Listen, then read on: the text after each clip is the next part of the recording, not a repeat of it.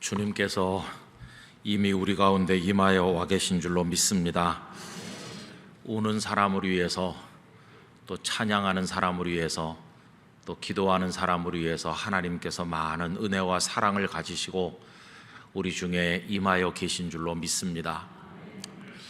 어젯밤에 9시쯤 예배당에 와서 뜰을 좀 거닐다 갔습니다. 봉사관 마당에도 또 우리 배단위 광장 이 구석 저 구석에 다니면서 하나님 내일 우리 성도들이 여기 오실 텐데 이 뜰만 밟아도 하나님의 은혜를 받게 해주시고 마음이 상한 자가 위로받고 치유받고 새 힘을 얻고 하나님 안에서 승리하는 성도가 되는 복을 주시옵소서. 그런 마음으로 땅 밟기 하듯이 밟다가 갔습니다.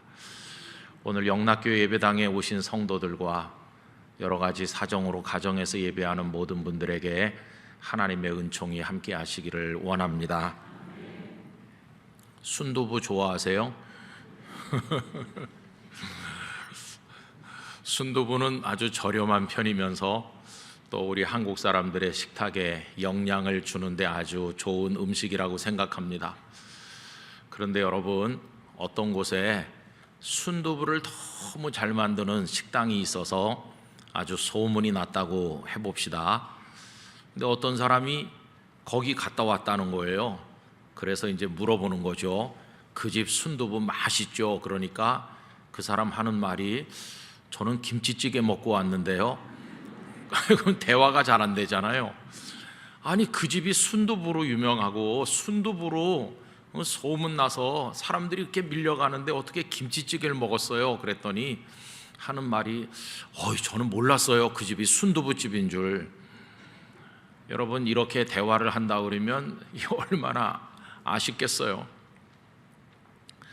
그런데 이 비슷한 일이 교회 안에서도 있습니다.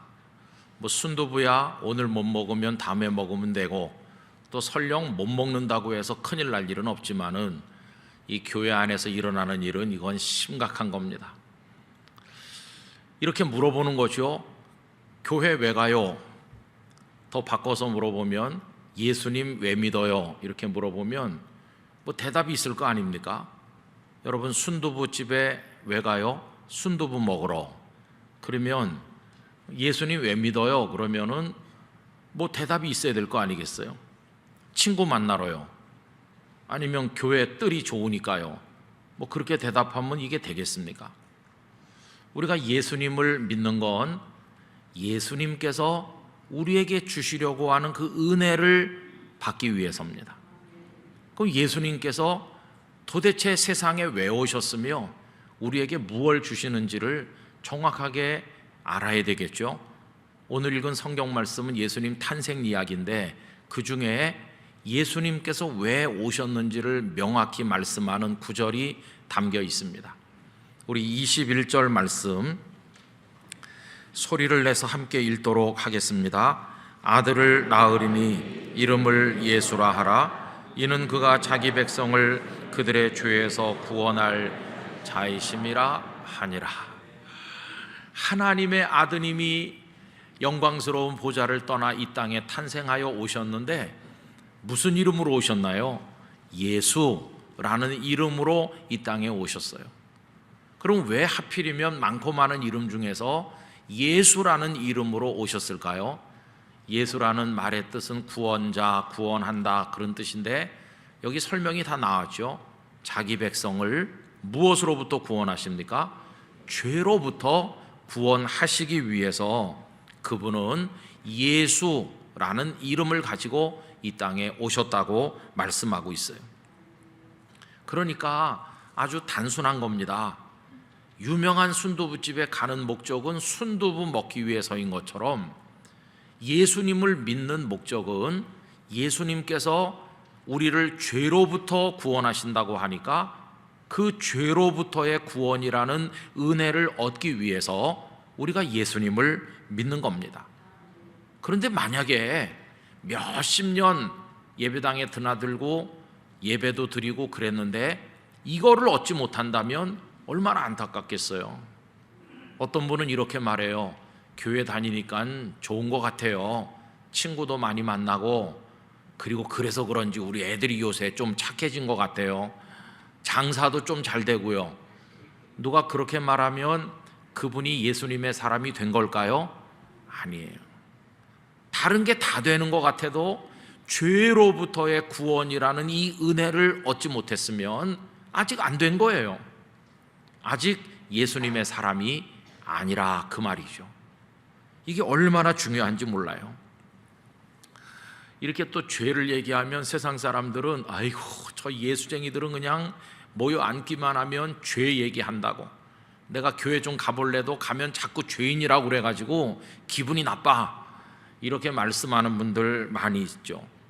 그러나 우리는 이 말씀을 통해서 알잖아요. 하나님께서 독생자를 이 땅에 보내신 것이, 그리고 예수라는 이름으로 보내신 목적이 자기 백성을 저희 죄에서 구원하시기 위함이라는 걸 알기 때문에 우리는 이 죄라고 하는 주제를 피해 다니는 것이 아니라 심각하고 진지하게 받아들이면서 주님을 통해 그 은혜를 얻어야만 한다는 것입니다. 영락교회 성도들께서 죄로부터 구원받는 그 기쁨, 그 은혜를 충만하게 누리시기를 바랍니다. 모든 기독교 신앙은 거기서 출발하는 것이에요. 이거 해결 안 됐는데 뭐 봉사하고 선교한다고 하면 이게 좀 안 맞는 거죠. 이게 안 됐는데 그 다음 게 어떻게 되겠습니까?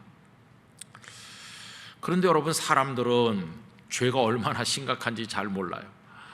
여러분, 요즘에 이 미세먼지 너무 심해가지고 하나님 만드신 아름다운 세상을 투명하고 맑게 볼 수가 없고 뭐가 그냥 늘 끼어 있잖아요. 침침하고. 그런데 신앙적으로도 영적으로도 똑같아요. 티끌만도 못한 우리 인생들이 만들어내는 죄라고 하는 먼지가 막 사방에 피어 올라가지고 이게 그냥 하나님을 뵐 수 없도록 만들고 세상을 부욕해 만들고 온 세상이 어두워지고 있는 게 우리들의 현실입니다.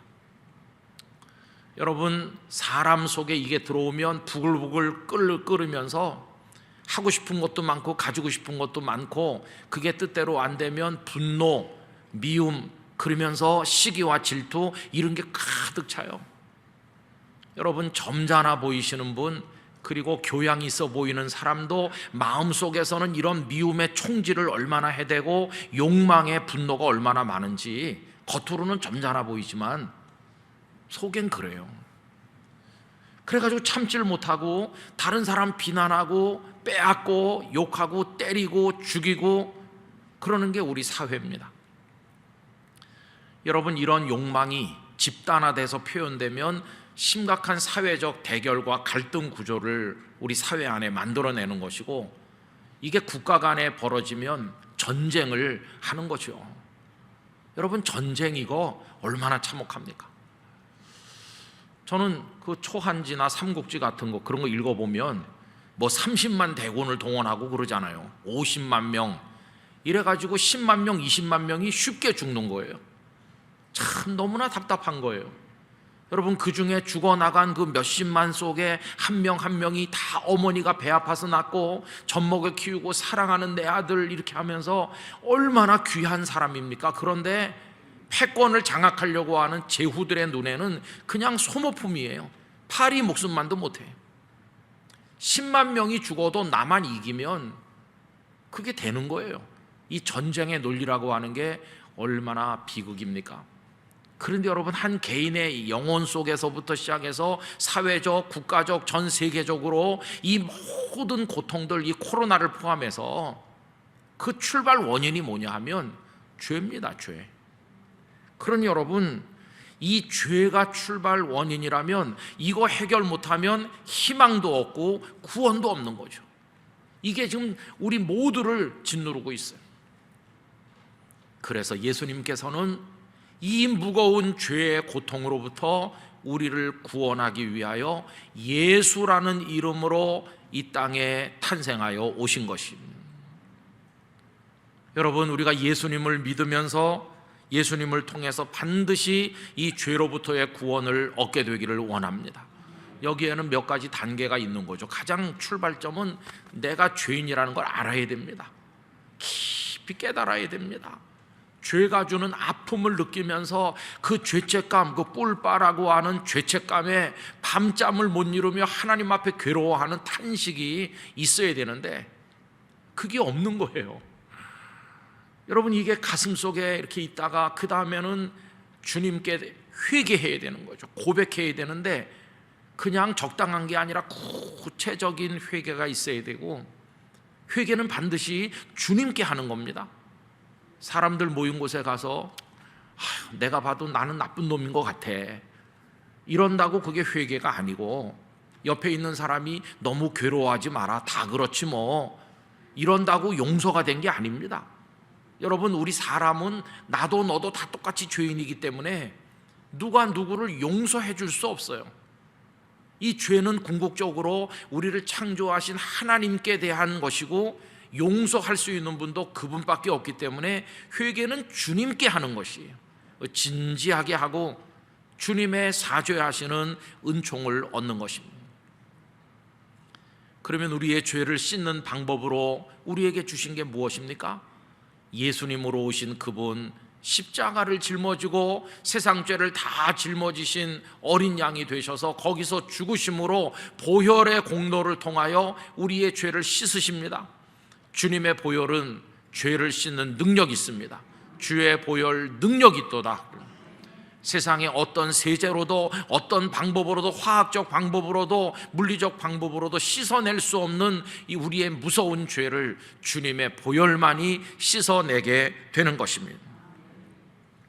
그래서 여러분, 이 고백을 통해서 십자가 보혈을 의지함으로 우리들은 죄로부터 사죄함을 받고 구원을 얻는 것입니다. 여러분, 죄로부터 용서받게 되면 죄가 가져온 사망에서도 벗어나게 되고, 우리를 짓누르는 사탄의 손에서 벗어나 우리는 하나님의 아들과 딸이 되는 겁니다. 그래서 요한일서 1장 9절, 만일 우리가 우리 죄를 자백하면, 자백을 해야 되는 거죠. 자백하면 그는 미쁘시고 의로우사, 우리 아버지 하나님은 너무 좋은 분이세요. 그 하나님 죄를 고백한다고 쫓아내시는 게 아니라 미쁘시고 의로우신 하나님께서 우리 죄를 사하시며 우리를 모든 불의에서 깨끗하게 하실 것이요.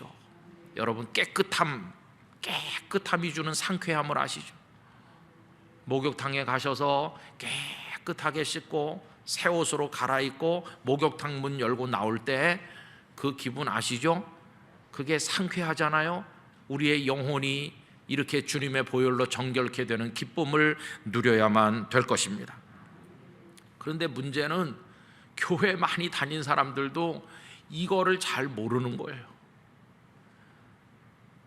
예수님을 통한 죄로부터의 구원의 경험이 없이 그냥 교회 다니는 사람이 많아요. 어떤 사람은 자기가 죄인인지도 몰라요. 이 말씀이라는 기준이 엄연히 있음에도 그냥 자기 생각이 죄인지 아닌지를 판단하는 기준이어서 그냥 자기 기준대로 생각하고, 또 어떤 이들은 많은 경우에 상대적 의에 도취되어 있습니다. 아유, 물론 나도 죄인인 줄은 알지, 그래도 저 여자보단 내가 낫잖아, 이렇게 말하는 거예요. 여러분, 주님 앞에는 다 똑같이 경중의 구별을 할 수가 없는 겁니다. 톨스토이의 작품 속에 이런 이야기가 있다고 그래요. 어떤 목사님에게 두 여성이 왔는데 한 여성은 막 울면서 왔어요. 왜 이렇게 울어요? 그랬더니 제가 큰 죄를 지었거든요. 이 죄를 어떻게 하면 좋죠? 그러면서 울고, 어떤 여자는 덤덤하게 있더래요. 당신은요? 그러니까 물론 저도 죄인이지만 이 여자 같겠어요? 저는 그냥 자잘한 죄를 좀 지었을 뿐이에요. 그래서 목사님이 쳐다보다가 시켰대요. 큰 죄를 지었다는 여성에게는 당신 죄가 무거운 줄 알면 그만큼 무게가 나가는 돌멩이 하나를 하여튼 들 수 있는 대로 무거운 돌을 가져오시오, 한 개를. 이 자잘한 죄를 지었다는 여성에게는 자잘한 죄를 지었다니까 자잘한 돌멩이를 치마폭에 좀 많이 가져오라고 시켰어요. 잠시 후에 이쪽 여성은 끙끙대면서 큰 돌을 갖다 놨어요. 이쪽 여성은 치마폭에 자잘한 돌멩이들을 많이 주워서 갖고 왔어요. 목사님이 그 다음에 시키기를, 원래 있던 대로 갖다 두세요. 그렇게 했대요. 그랬더니 큰 돌 들고 온 사람은 어디 그 돌이 있었는지 기억해가지고 갖다 두는데, 이 자잘한 돌멩이 많이 가져온 사람은 소리를 지르면서 아니 이 많은 게 어디 있었는지 내가 어떻게 기억하느냐고 그러더래요. 그래서 이렇게 말했다는 겁니다.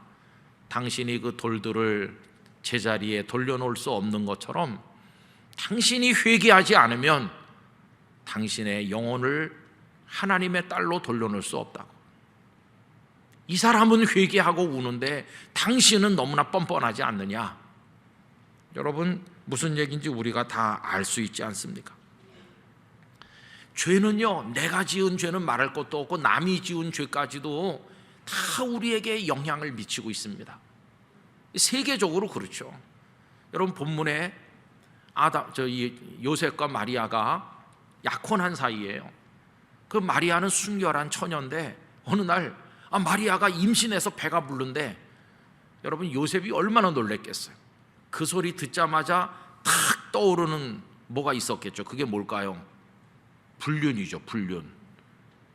아니 처녀가 어떻게 아기를 가지나, 마리아가 불륜을 저질렀구나, 그 생각이 제일 먼저 떠올랐을 거예요. 여러분, 불륜이라고 하는 게 얼마나 마음 아픈 죄악입니까? 근데 요셉의 마음속에 그 생각이 아마 제일 먼저 떠올랐을 이유는 뭔가요? 세상은 그런 곳이니까요. 세상은 어디나 옛날이나 지금이나 있어서는 안 되는 그런 일들이 비일비재하게 있으니까 믿었던 마리아도 그랬단 말인가? 이게 요셉을 충격으로 몰고 가지 않았겠어요? 벌써 그게 고통이죠. 그런데 마리아는 그런 일을 저지른 적이 없어요.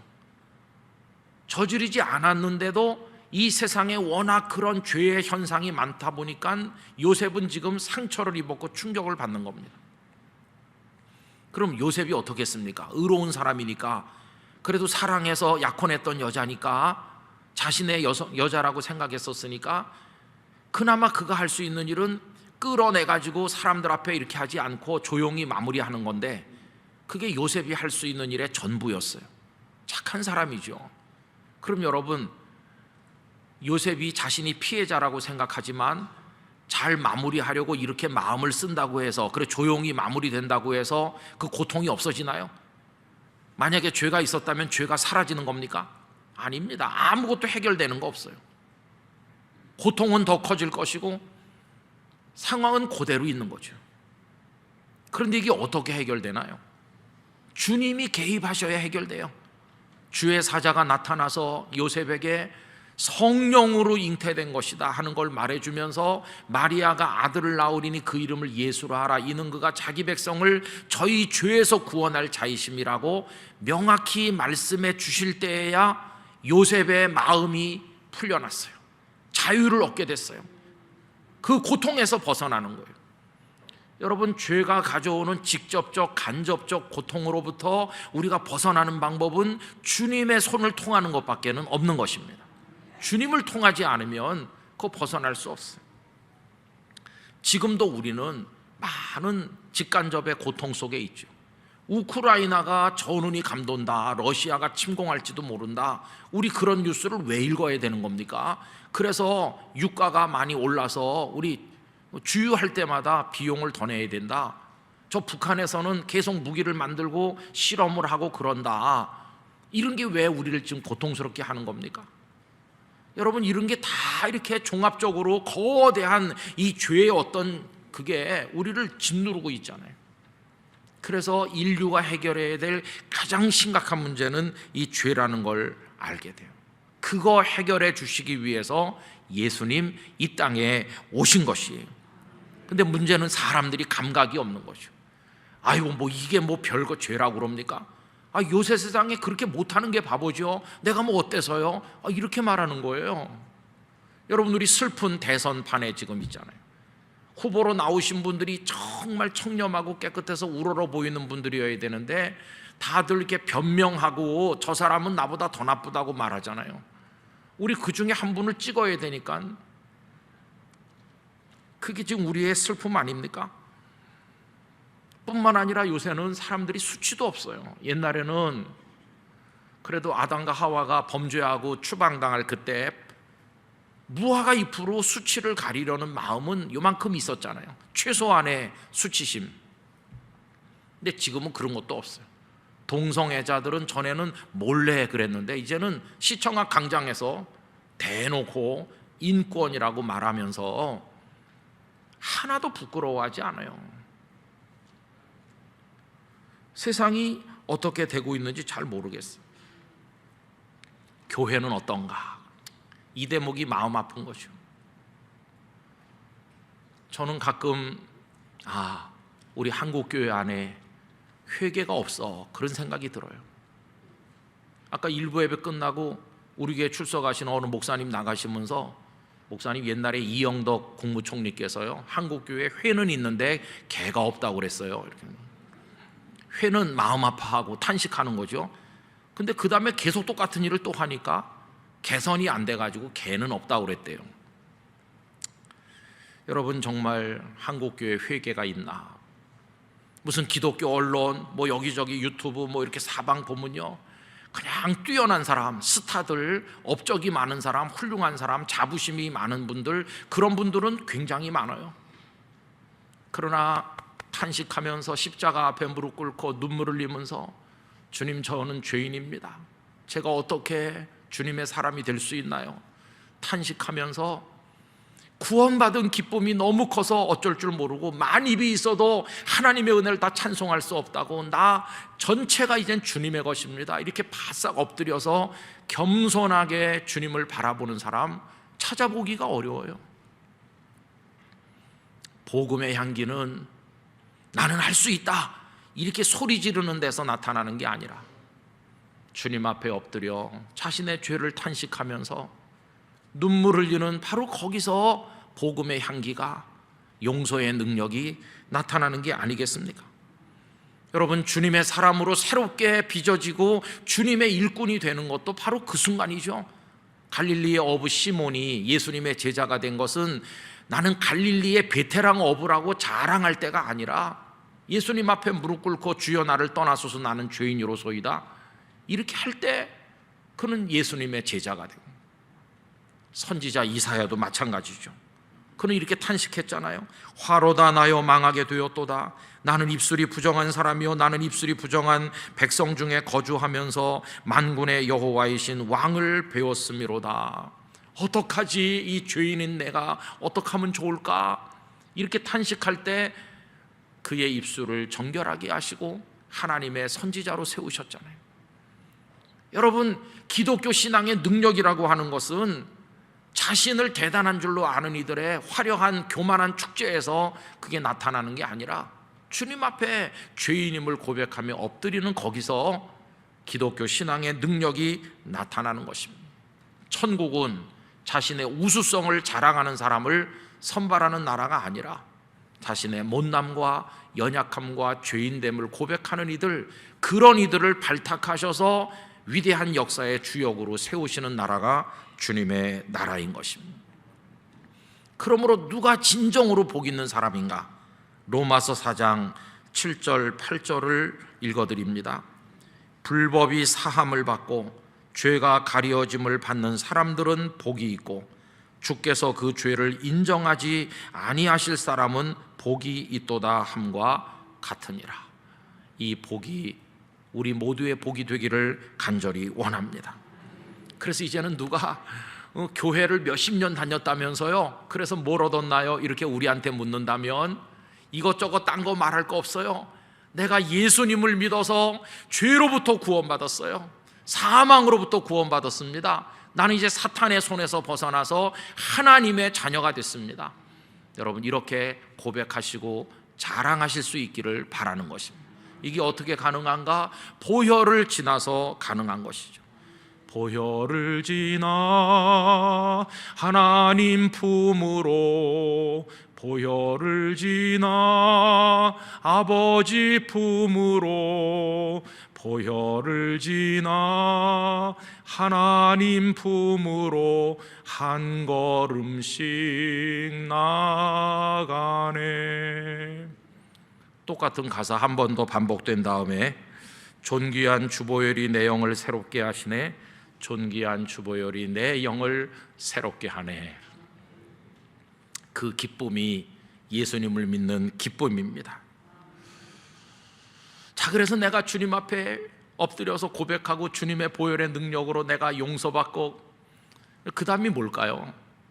이제 말씀을 마치기 전에 한마디 더 드려야 되는데, 그리고 나가서 똑같이 계속하면 의미가 있을까요? 이제는요, 죄악의 본능과 영적 전쟁을 하셔야 되는 거죠. 이제는 싸워 이겨서 다시는 그렇게 하지 않도록 성령님의 인도를 받으셔야 되는 거죠. 어떤 목사님들 한 10대 명이 존경하는 어른 목사님 모셔서 말씀을 들었어요. 나중에 이제 질의응답하는데, 아유, 목사님 몇십 년 목회하고 은퇴하셨는데 뭐가 제일 힘드셨어요? 그랬더니 뭐 설교 준비, 새벽기도, 교회 행정 이런 건 하나도 힘들지 않았대요. 뭐가 제일 힘들었냐? 정욕이 제일 힘들더라고. 우리 깜짝 놀랐어요.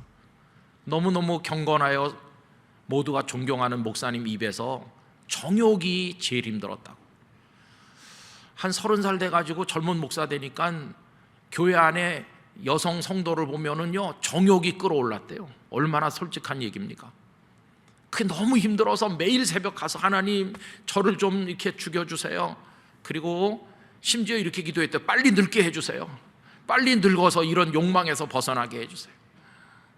그래서 50대 60대 되면은 벗어날 줄 알았는데 중요한 발견, 늙어도 똑같더라. 늙어도 여전히 죄의 유혹 앞에 있고, 여전히 아슬아슬하고, 여전히 언제 넘어질지 모르고, 여전히 칼날 위에 선 것처럼 그렇더래요.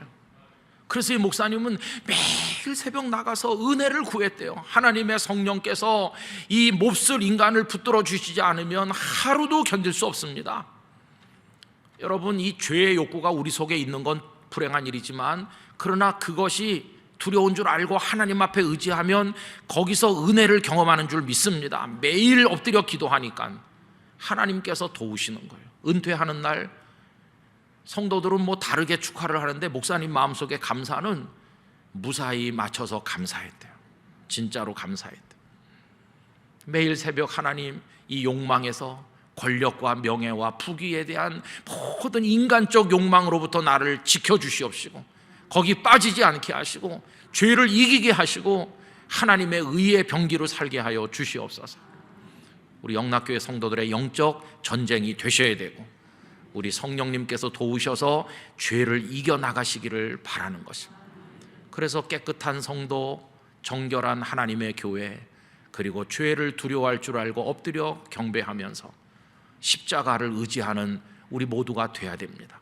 여러분, 교회에서 뭐 박수 안 받아도 괜찮아요. 뭐 꼭 장로님, 권사님 안 되셔도 괜찮아요. 그거 못했다고 실패한 거 아니에요. 다른 거 다 돼도 오늘 이거 못하면 실패한 것이고, 오늘 이 은혜를 얻으면 내가 비록 존재감이 없고 보잘것없어도 예수님 나를 죄로부터 구원하셨습니다. 여러분, 이 은혜를 얻으면 우리는 승리하는 것이에요. 이 본질적인 거 꼭 붙드시고 주님 앞에 살아가시게 되기를 원하고, 죄가 여러분의 가슴을 찌르거들랑 천부여 의지없어서 손들고 옵니다. 꼭 기도하면서 주님의 십자가로 나가시기를 부탁드립니다. 기도하겠습니다. 아버지 하나님, 죄인인데도 죄인 아닌 줄 알고 있고, 때로는 죄인 줄 알면서도 변명하고 비겁하게 회개하지 않는 저희들입니다. 그리고 회개한 것 같은데도 반복적 죄를 또 저지르는 저희들입니다. 용서해 주시고, 이제는 주님의 십자가 보혈 안에서 정결해질 뿐만 아니라 성령님 안에서 죄를 이기는 하나님의 백성이 되게 해 주옵소서. 예수님 이름으로 기도 올리옵나이다. 아멘. 독생자 예수님을 보내주신 우리 아버지 하나님께, 그리고 이 땅에 오셔서 우리의 구주가 되어주신 예수님께 영광과 찬송을 올려드립니다. 코로나가 10만 명이 넘게 나오는 요즘에 다 어려운 가운데 계시지만, 오늘을 기억하고 하나님께 예배하시는 모든 영락교회 성도들 한 분 한 분에게 하나님의 크신 은총이 충만하시기를 간절히 기원합니다. 3월이 되면 사순절이 시작이 됩니다. 요즘은 예수님을 생각하기에 좋은 절기라고 생각합니다. 그래서 지난 주일부터 마태복음 1장에서 예수라는 이름으로 오신 이유에 관해서 생각을 했습니다. 이제 오늘도 예수님에 관한 말씀을 집중적으로 드리고 이제 앞으로 사순절 기간 계속해서 이제 복음서 말씀을 우리가 생각을 하려고 합니다. 예수님께서 유대 땅 베들레헴에 탄생하실 무렵에 어느 날 낯선 나그네 몇 사람이 헤롯의 궁궐을 찾아왔습니다. 우리가 상식적으로 생각해 보면 아마 처음부터 헤롯 왕이 그들을 만나지는 않았을 것입니다. 아마 직급이 낮은 하급 관리가 나가서 이 나그네들이 어떤 사람들인가를 알아보았겠죠. 그리고 이들이 보통 사람이 아니라는 것을 알았을 때 헤롯에게 연락이 되었을 것이고, 그 교만하고 콧대 높은 분봉왕 헤롯이 이들을 직접 만나게 되었을 겁니다. 찾아온 이 나그네들은 누구였습니까? 오늘 본문은 동방으로부터 온 박사들이라고 소개하고 있는데, 박사로 번역된 이 마고스라고 하는 단어는 주로 하늘의 별을 관찰하는 점성술사를 이야기할 때 많이 사용되었습니다. 여러분, 고대 사회에서는 요즘처럼 과학이 발전하거나 여러 가지 분야의 전문가가 많이 있었던 때가 아니기 때문에 국가나 사회에 어려운 난제가 생기면 왕들은 이런 점성술사를 옆에 두고 국정을 의논하는 경우가 많이 있었습니다.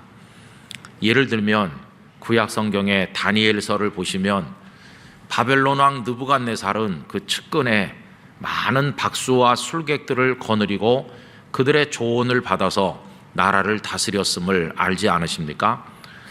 그러니까 이 사람들은 비록 왕은 아닐지라도 왕의 총애를 받았고 권력의 중심에 접근해 있었고 굉장한 권력을 누리면서 부족함이 없는 신분이 높은 사람들이었다고 말할 수가 있을 것입니다.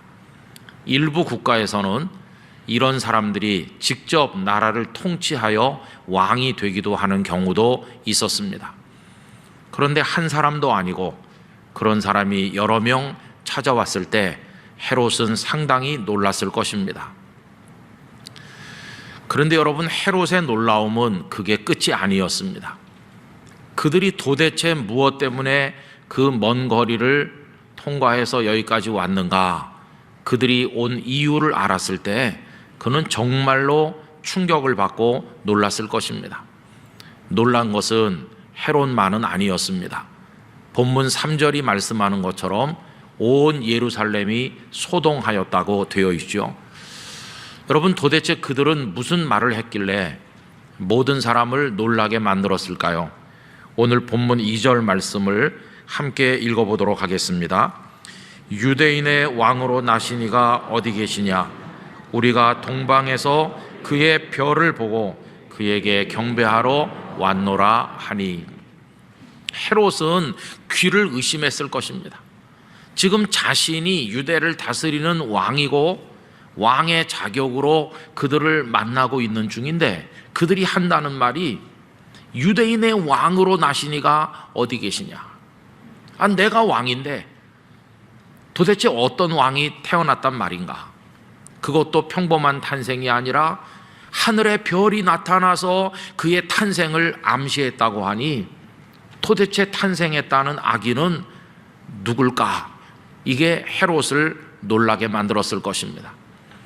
더군다나 이야기하는 그 박사들의 표정에 우러나는 그 존경심과 그저 만나보기 위해서 온 게 아니라 경배하기 위해서 왔다고 말했을 때 이 헤롯은 정말로 놀랐을 것입니다. 아마도 그 이야기를 들으면서 헤롯의 머릿속에 떠오르는 게 하나 있었겠죠. 그것은 메시아 예언이었을 겁니다. 잘 아시는 것처럼 헤롯은 유대인이 아닙니다. 그는 에돔 사람으로서 로마 황제에 의하여 분봉왕의 자리에 앉은 사람이기 때문에 유대의 전승에 정통하지는 못했을 것입니다. 그러나 그는 이미 경건한 유대인들이 구약 성경에서 예언된 메시아가 오기를 수백 년 동안 기다리고 있다는 이야기 정도는 들었을 것입니다. 그런 이야기를 들으면서 이 헤롯은 애써서 무시했겠죠. 무슨 그런 예언이 있겠나? 또 그걸 믿을 근거가 어디 있는가? 어리석은 사람들이나 믿는 것이다 생각을 했을 겁니다. 그리고 어쩌면 메시아가 와서 좋은 세상이 열린다면 뭐 나쁠 것도 없겠다는 생각을 했을지도 모르겠습니다. 그렇게 무시하고 있었는데 저 먼 데서 별을 관찰하면서 세상의 미래를 가늠하는 이 사람들이 그 먼 길을 걸어서 여기까지 그 왕을 뵙기 위해서 왔노라고 말할 때 이 헤롯은 그 예언의 성취를 생각하지 않을 수 없었을 것입니다. 아직 본 적도 없는 이제 막 탄생했다고 하는 갓난아기가 자신을 위협하게 될 줄 누가 상상이나 했겠습니까? 그러나 여러분, 헤롯은 노회한 정치인이었습니다. 자신의 놀라움과 분노 이런 감정들을 다 속으로 억누른 채 아무 일도 없다는 듯이 서기관들과 대제사장들을 긴급하게 소집하였습니다. 아무래도 메시아의 탄생에 관한 것이라면 그들이 전문가일 테니 그리스도가 어디서 났을까? 그래서 대제사장들과 서기관들을 소집한 겁니다. 그들은 달려와서 머리를 맞대고 도대체 왕이 나실 곳이 어디인지를 심사숙고했을 텐데, 그리고는 구약 성경 전체에서 힌트가 되는 성경 구절 하나를 발견했죠. 그것은 다름 아닌 미가서 5장 2절이었습니다. 그래서 그들은 왕에게 이야기합니다. 바로 베들레헴입니다. 베들레헴에서 이스라엘을 다스릴 목자가 나올 것이라고 예언되어 있다고 알려주었을 것입니다. 여러분, 그리고 이 박사들은 베들레헴을 향해서 출발했고 그 이후의 이야기는 다 아시는 그대로입니다. 여러분, 저는 이 시간 이 말씀을 근거로 해서 도대체 그 박사들이 그 먼 곳에서 찾아온 이유에 관해서 조금 더 집중적으로 생각을 해보려고 합니다. 그들은 도대체 왜 예루살렘까지 왔을까요? 이유는 하나입니다. 유대인의 왕으로 나신 분을 만나서 경배하기 위함이었습니다. 여기 1절에 동방으로부터 왔다고 되어 있죠. 이 동방으로 번역된 아나톨레는 그냥 문자적으로 동쪽을 말합니다. 해가 뜨고 별이 뜨는 동쪽.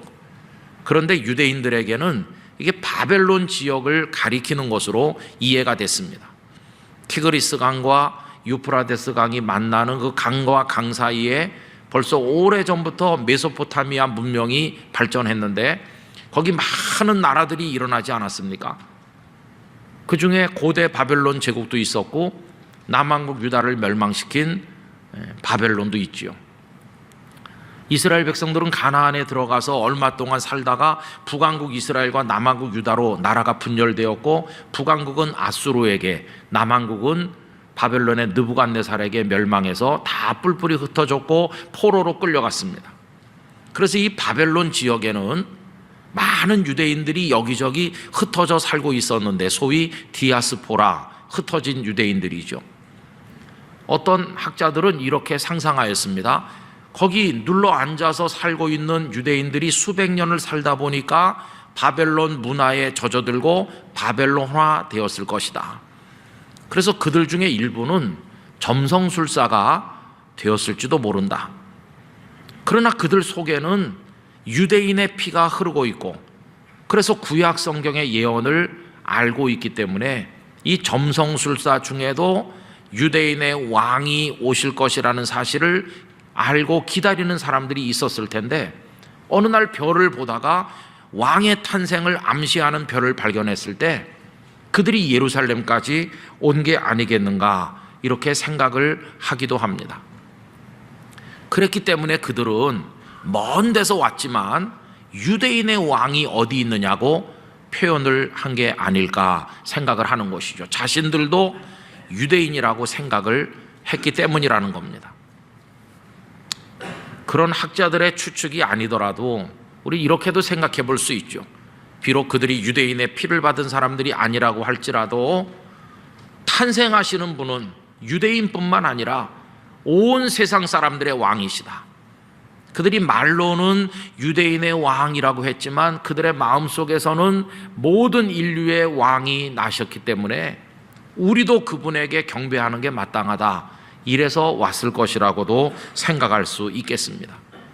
여러분, 어쨌든 이 동방으로부터 온 박사들을 한마디로 말한다면 왕을 찾아온 사람들, 구원자를 찾아온 사람들, 메시아를 찾아온 사람들이라고 말할 수 있을 것입니다.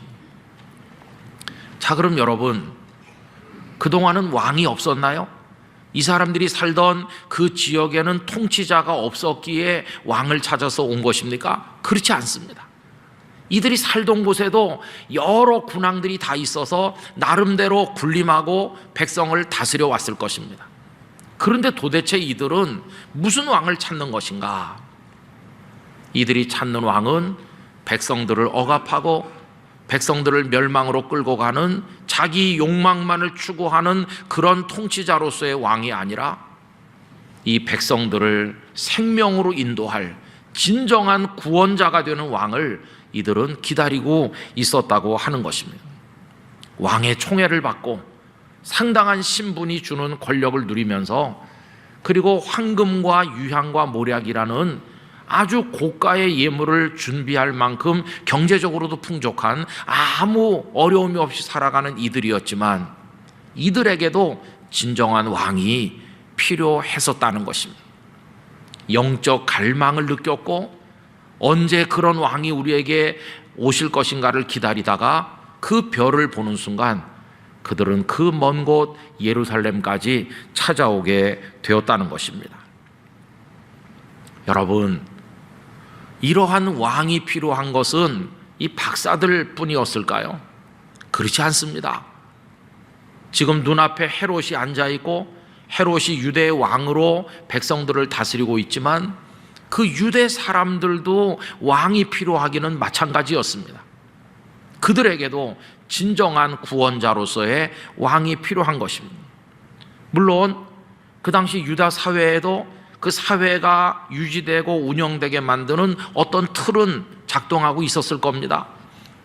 황제가 통치한 로마 제국이 있었고 그 황제에 의해서 임명된 분봉왕 헤롯이 있어서 치안을 유지하고 나름대로 경제활동이 이루어지고 사람들은 교육을 받고 학문을 연구하고 거기서도 출세하는 사람이 있고 거기서도 결혼하고 아이들을 낳고 나름대로 유다 사회가 운영되고 있었을 것입니다.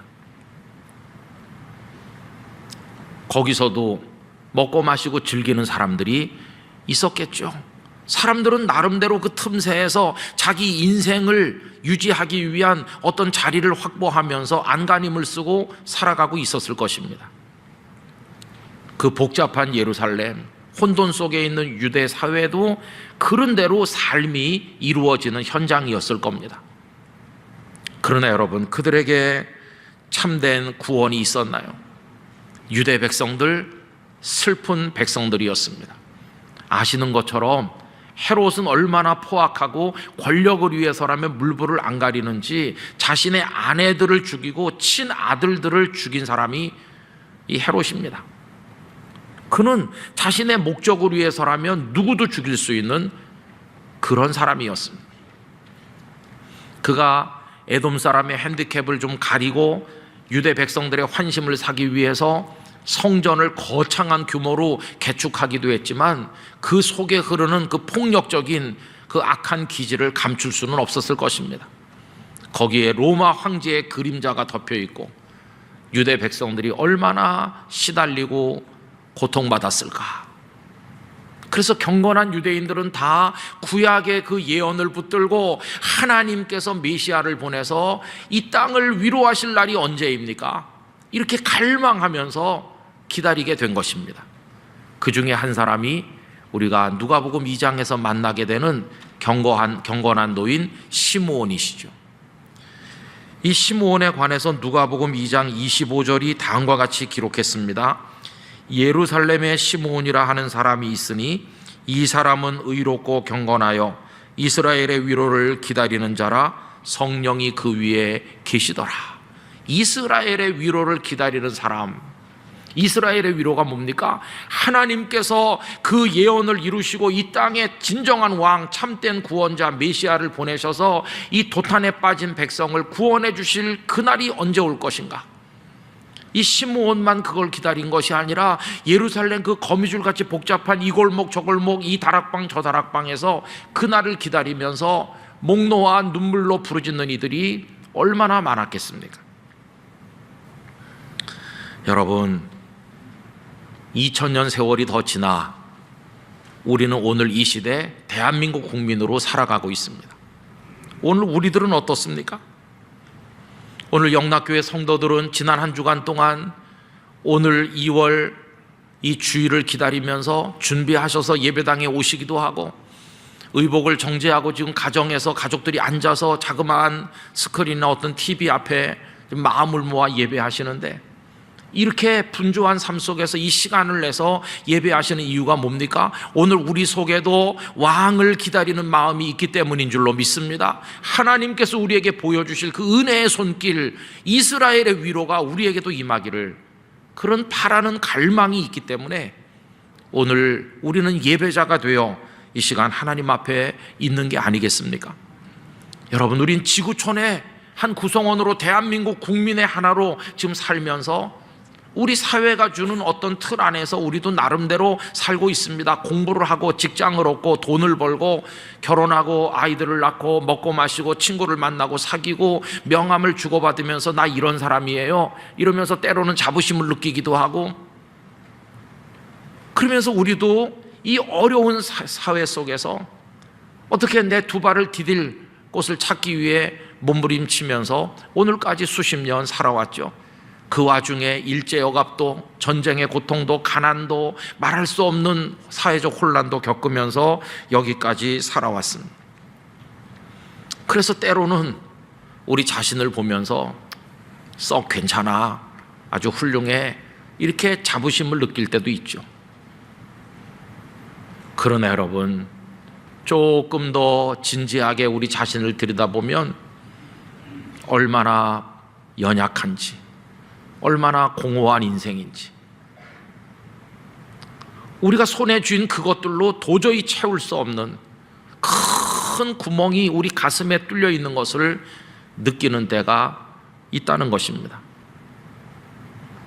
동서의 피안이라는 작품으로 유명한 우징숑, 그 오경웅 박사라는 분이 계시죠.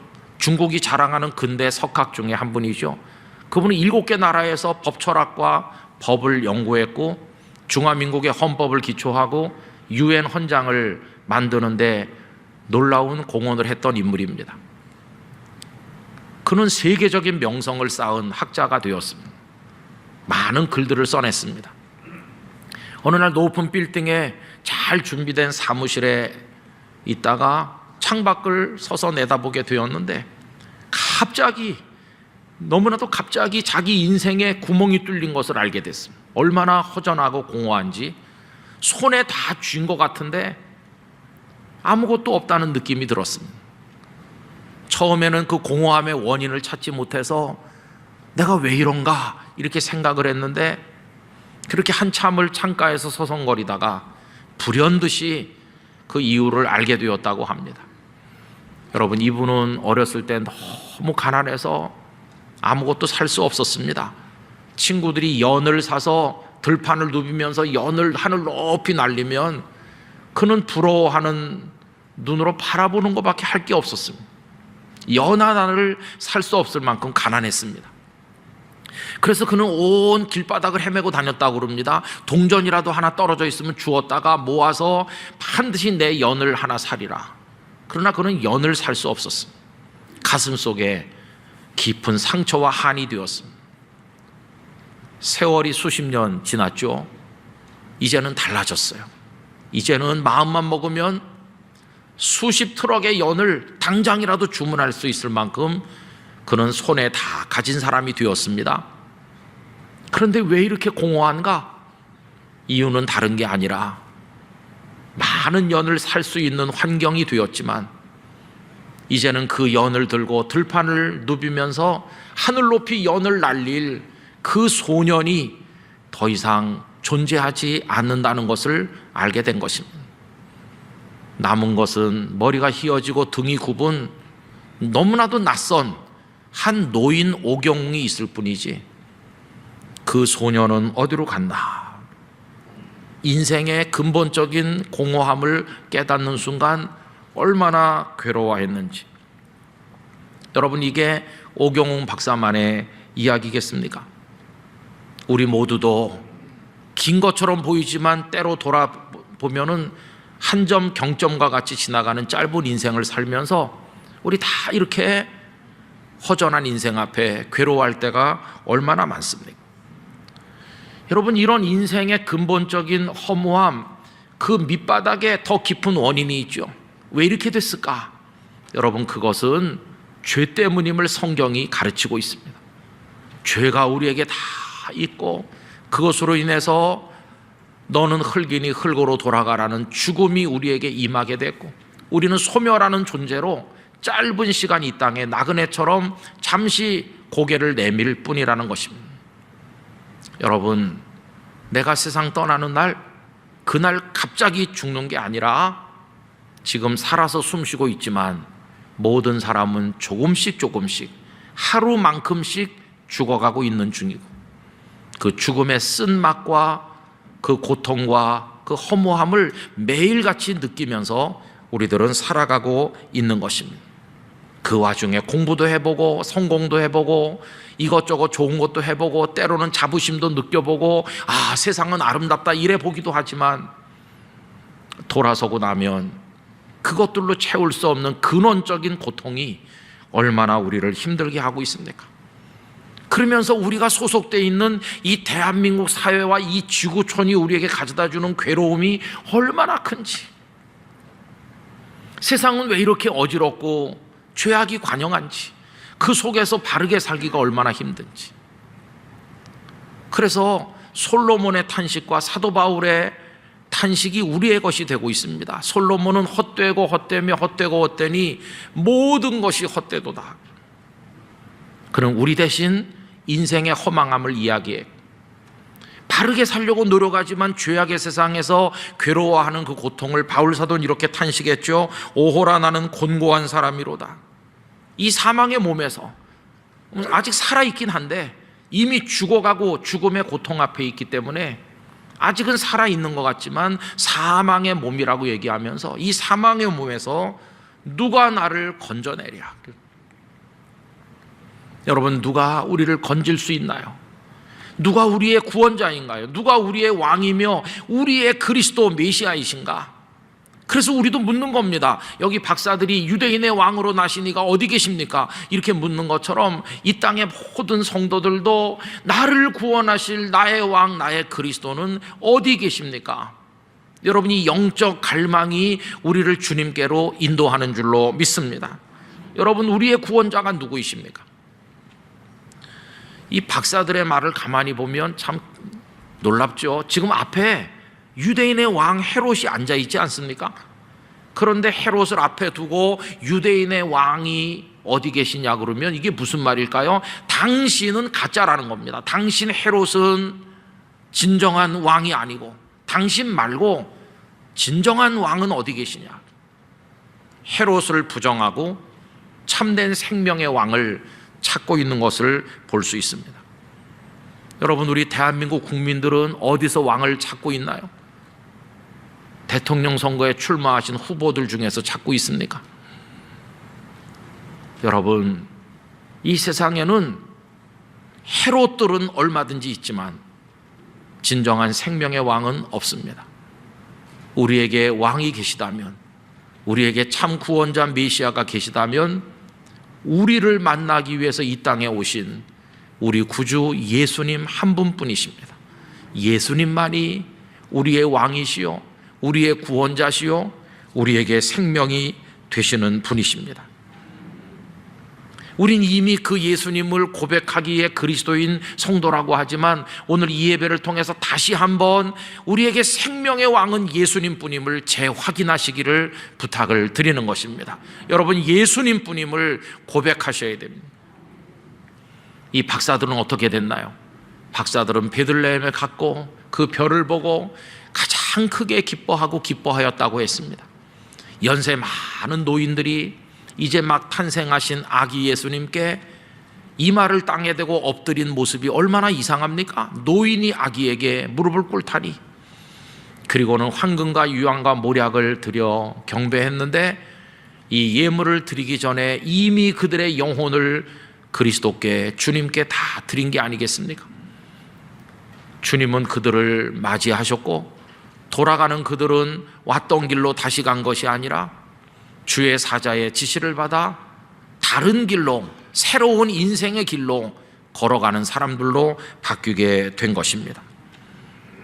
박사들이 메시아를 찾아, 그리스도를 찾아, 왕을 찾아온 그 이후로 우리 기독교 역사는 한마디로 말하면 그리스도를 찾는 사람들의 행렬이라고 할 수 있습니다. 무수한 사람들이 왕은 어디 계십니까? 그리스도는 어디 계십니까? 라면서 주님을 찾고 있는데 그 행렬의 맨 끝자락에 우리 영락교회 성도들도 서 계신 줄로 믿습니다. 복음서를 읽어보면 많은 사람들이 예수님을 찾아왔습니다. 너무도 다양한 사람, 남녀노소 얼마나 많은 사람들이 예수님을 찾아오는지, 찾아온 이들이 예수님을 만나는 이야기가 복음서 이야기입니다. 지체 높은 사내들인 공회 회원이면서 존경받는 랍비였던 니고데모도 예수님을 찾아왔는가 하면, 딸의 죽음을 앞에 두고 회당장 야이로도 찾아왔는가 하면, 가난하고 병든 불쌍한 사람들, 인생이 슬퍼서 우는 사람들, 다양한 사람들, 어른 아이 할 것 없이 다 예수님을 찾아왔고 예수님을 만났습니다. 이 만남이 어떻게 이루어졌는가? 사람들이 예수님을 찾아가기 전에 그분이 먼저 하늘 보좌를 버리시고 이 땅에 찾아오심으로써 그 찾아가는 게 가능하게 되었고 예수님을 만나게 된 것이었습니다. 예수님은 그 근원의 고통이 되는 죄로부터, 그 죄가 가져온 죽음이라는 고난으로부터 우리들을 건져서 궁극적인 생명의 구원을 우리에게 주시니, 여러분, 우리의 왕, 우리의 구주 예수 그리스도 외에 우리가 찾아갈 분이 어디에 있겠는가 하는 것입니다. 암으로 투병하면서 당신이 살아있을 시간이 얼마 없음을 공개적으로 이야기하고 있는 그 이어령 선생님, 그분이 말하기를 의문은 지성을 낳고 믿음은 영성을 가져온다라고 했습니다. 어떤 일에 대해서 의문이 생기면 자꾸 질문하게 되고, 질문해서 답을 얻고 답을 얻으면 지식이 축적됩니다. 그러나 그 많은 지식이 석학이 된다 할지라도 어느 순간 자신의 인생에 뚫린 구멍을 메울 수 없는 한계를 가지고 있음을 알게 될 때, 그때서야 떨리는 손으로 믿음의 문을 놓고 하게 되고, 그 문이 열릴 때 이제는 영성의 전당으로, 신앙의 전당으로 들어가게 된다고 고백하였습니다. 여러분, 그때가 되면 지식과 진리가 다르다는 것을 알게 됩니다. 수많은 지식을 가졌으나 지식이 구원할 수 없을 때 구원을 가져오는 예수님의 진리를 추구하게 되는 것이고, 세상의 명예와 존귀가 자신을 채울 수 없음을 알게 될 때 하나님의 자녀라는 존엄함이 얼마나 축복인가를 향해서 눈을 뜨게 되고, 그때 예수 그리스도 앞에 당신밖에 없습니다라고 무릎 꿇는 그 순간 그 사람은 비로소 그리스도인이 되는 것입니다. 여러분, 그리스도를 찾는 이들의 대열에 영락교회 성도들이 다 합류하고 간절하게 그분을 찾고 오늘도 그분을 향해, 내일도 그분을 향해 나가게 되기를 원합니다. 이것이 예수 그리스도를 향하는 우리들의 영원한 행진이 돼야만 할 것입니다. 하나님께서 우리에게 간절한 마음, 갈급한 심령을 주시길 원합니다. 시편 42편 1절, 하나님이여 사슴이 시냇물을 찾기에 갈급함같이 내 영혼이 주를 찾기에 갈급하니이다. 여러분, 이 갈증, 갈급함, 이 간절함, 이 애태움, 이 눈물겨운 이 간절한 몸부림으로 주님을 향하시기를 바랍니다. 그런 마음으로 예배하시고 그런 마음으로 여러분들의 형편과 처지를 따라 주님 앞에 간구하시고 기도하시기를 바랍니다. 주님을 붙드시기를 바랍니다. 주님은 반드시 외면하지 않고 우리를 맞아주시고 위로하시고 우리의 삶을 보듬어 안아주실 줄로 믿습니다. 그 주님, 우리에게 유일하신 생명의 구주이십니다. 그래서 그분을 만나는 기쁨 아래에 있을 때 우리들은 다른 길로 걸어가는 인생이 될 것이고, 나 이제 주님의 새 생명 얻으면 옛것은 지나고 새 사람 되었노라고 찬송하게 될 것입니다.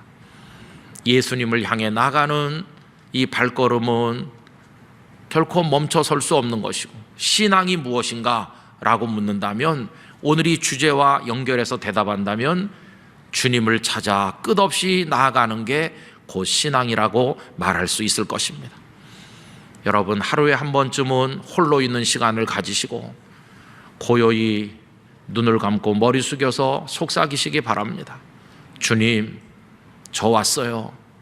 주님, 저예요. 저 아시죠? 그러면 주님께서 울지 말아라. 내가 너를 기다리고 있었어. 너 또 나를 찾아왔구나. 내 사랑하는 사람 이렇게 품에 안아주시고 우리를 위로하실 것입니다. 아무리 대한민국 사회가 혼란하고 세상이 어지럽다고 할지라도 그 주님을 찾는 믿음과 발걸음이 이어질 때 언젠가는 영원한 천국으로 이어질 것이고, 천국문 앞에서 그 주님을 만나게 될 것입니다. 여러분, 예수 그리스도를 찾는 성도, 모든 영락교회 성도들이 그렇게 되시기를 주님의 이름으로 축복합니다. 기도하겠습니다. 이 땅에 탄생하여 오신 진정한 왕, 우리의 구원자, 우리의 생명의 구주 예수님을 생각하며 이 땅에 독생자를 보내주신 하나님께 영광과 찬송을 올려드립니다. 거짓 왕인 헤롯이 넘쳐나는 이 세상 속에서 속지 말게 하시고 우리 구주 예수님만을 향하여 나가게 해주시기를 원합니다. 주님을 찾는 무수한 행렬의 그 뒤끝에 우리들도 세워주셔서 갈급한 심령으로 주님을 찾게 하시고 주님의 은혜를 얻게 하여 주시옵소서. 예수님의 이름으로 기도드리옵나이다. 아멘.